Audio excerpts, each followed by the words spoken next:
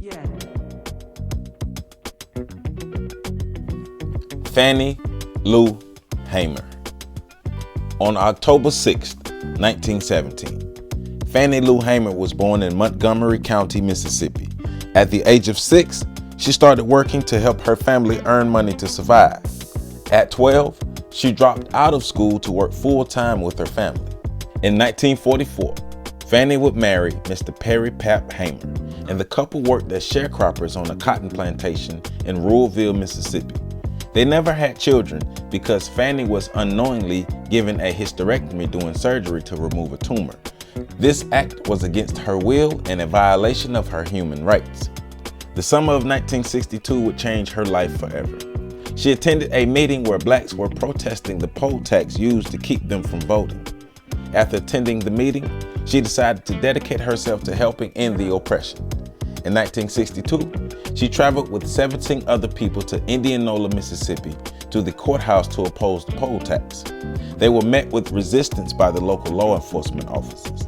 Because Fannie was fighting against the poll tax, she was fired from her job and kicked off of the plantation she lived on for 20 years. Those actions did not deter her one bit.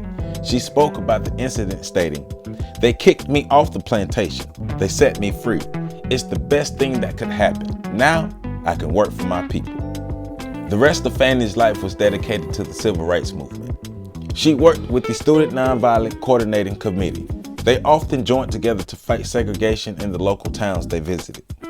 During her fight for justice, she was beaten, arrested, threatened, and shot at, but Fannie pressed on. In 1963, she was severely injured while in police custody. Fannie was beaten by the police, suffering kidney damage as a result of the brutality. Despite the constant violence, Fannie still fought for her people. She helped to fund the Mississippi Freedom Democratic Party in 1964, which opposed an all-white delegation. During a televised convention session, Fannie brought national attention to the plight of blacks in Mississippi. Later in 1964, she would run for Congress but was unsuccessful in her efforts. Fannie worked with a number of black organizations to create business opportunities and child care for black families in Mississippi. In 1971, she helped create the National Women's Political Caucus to help organize her people politically. In 1976, she was diagnosed with breast cancer but continued fighting for civil rights. Fannie Lou Hamer died in 1977, leaving behind a legacy as a hero, a champion, and an inspiration to us all. She stood toe-to-toe with oppression and cancer, but never backed down. She refused to live and think like a slave. She was a proud, free black woman. She stood up for our rights then, so we can stand up for our rights now. Miss Fannie Lou Hamer, we proudly stand on your shoulders.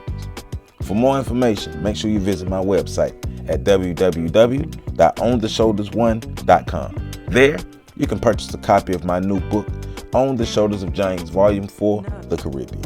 You can also support me on Patreon at patreon.com/OTSOG. And there's a super like button under this video that you can use as well.